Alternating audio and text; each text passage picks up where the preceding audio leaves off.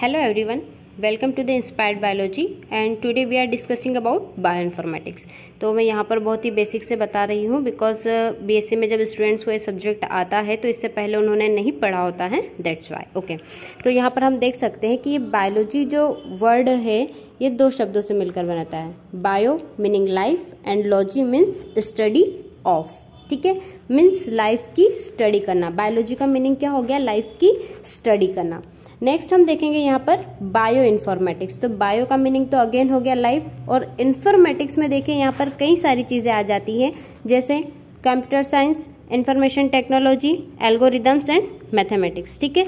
तो इंफॉर्मेशन या इंफॉर्मेटिक्स जो है वो इन सभी का कॉम्बिनेशन है, ठीक है। जो इंफॉर्मेटिक्स है वो इन सभी का कॉम्बिनेशन है। तो बायो इन्फॉर्मेटिक्स में हम देखते हैं कि ये देखिए बायो इन्फॉर्मेटिक्स किन किन चीज़ों का कॉम्बिनेशन हो जाता है। बायो इन्फॉर्मेटिक्स में आ जाएंगे आपके computer science, chemistry, biochemistry, biology, statistics, mathematics and engineering. ये सभी का कॉम्बिनेशन है बायो इन्फॉर्मेटिक्स। ओके, अब देखते हैं सब्जेक्ट में हो क्या रहा है ना, बायो इन्फॉर्मेटिक्स में हो क्या रहा है। तो बेसिक तरीके से अगर हम देखें तो मेनली 3 सब्जेक्ट इसमें होते हैं। बायो इन्फॉर्मेटिक्स में मेनली 3 सब्जेक्ट होते हैं, biology, statistics and computer science. अब देखिए ये सब्जेक्ट यहाँ पर कर क्या रहे हैं। बायोलॉजी में तो आप कोई भी एक्सपेरिमेंट करेंगे या कोई भी रिसर्च करेंगे, हो सकता है कि आप डीएनए के ऊपर करें, आरएनए के ऊपर करें, कोई प्रोटीन हो सकती है, ठीक है। तो आप उसके ऊपर कोई भी एक्सपेरिमेंट करेंगे, ठीक है, और जो भी एक्सपेरिमेंट करेंगे उसका आपके पास क्या आएगा? डेटा आएगा। लास्ट में आपको उसका क्या आएगा?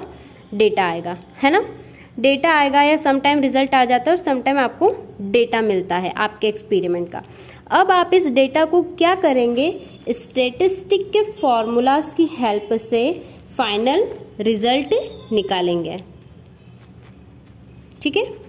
आप अपने इस डेटा को स्टैटिस्टिक्स के फॉर्मूला में पुट करके उसका फाइनल रिजल्ट आप निकाल लेंगे। अब इस फाइनल रिजल्ट को हम क्या करेंगे? हमें इसे स्टोर करके रखना है।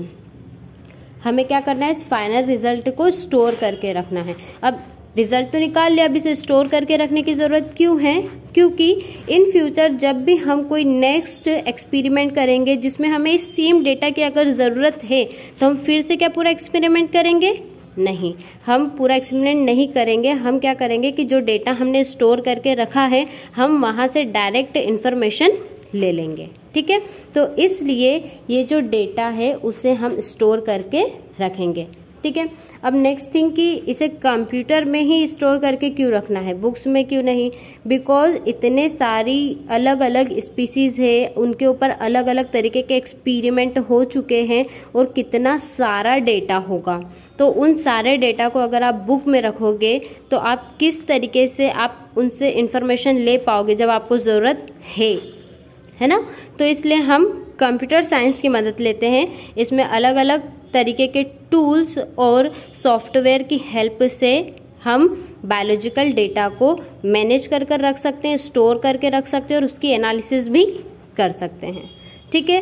तो आपको समझ में आया बायो इन्फॉर्मेटिक्स में हो क्या रहा है। ये 3 सब्जेक्ट का कॉम्बिनेशन है, biology, statistics and computer science. Biology में आप रिसर्च कर रहे हो और डेटा निकाल रहे हो, उस डेटा को आप स्टैटिस्टिक्स के फॉर्मूला में पुट करके रिजल्ट निकाल रहे हैं और जो भी रिजल्ट आ रहा है उसको आप कंप्यूटर साइंस की हेल्प से स्टोर करके रख रहे हैं, ठीक है।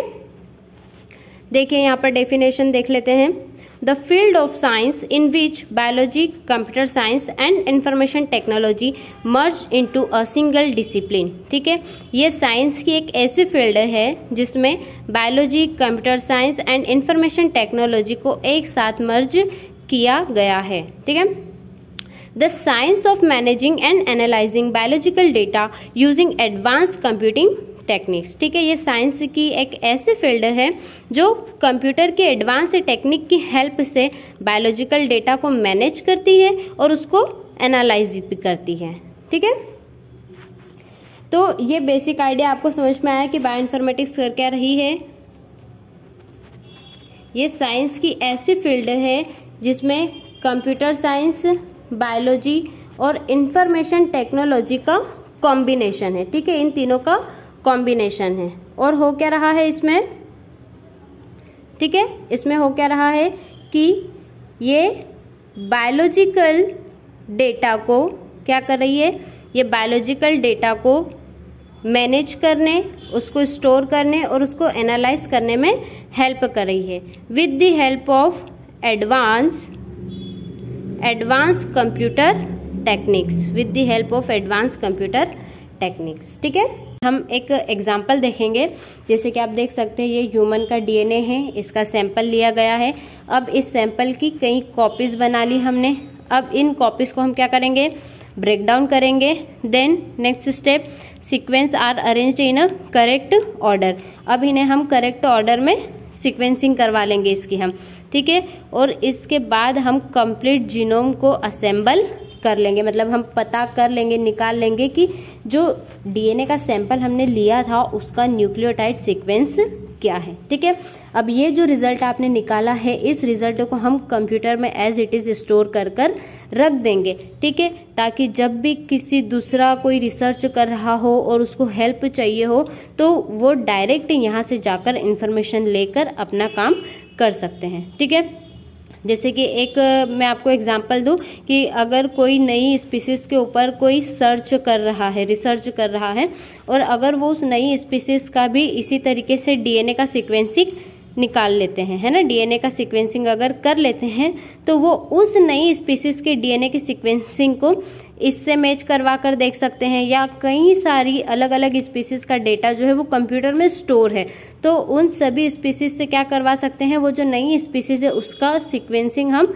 उन पहले वाली सीक्वेंसिंग से क्या कर सकते हैं, मैच करवा कर देख सकते हैं, जिससे हम पता लगा पाएंगे कि जो न्यू स्पीसीज है, जो नई स्पीसीज है, वो किस स्पीसीज को बिलोंग कर रही है, उसके कैरेक्टर किससे मिल रहे हैं, है ना, हम ये चीज़ भी आइडेंटिफाई कर सकते हैं। ठीक है, अब देखिए ये जो भी प्रोसेस हम बायो इन्फॉर्मेटिक्स में कर रहे हैं, इसका यूज़ कहाँ कहाँ है ना, कहाँ कहाँ ये यूज़ हो रही है, तो बहुत सारे यूज़ है इसके। देख सकते हैं आप ड्रग डिज़ाइनिंग में, vaccine development, dairy technology, forensics, crop improvement, designing enzymes for detergents and genetic counselling. देखिए कितनी जगह इसका यूज़ है।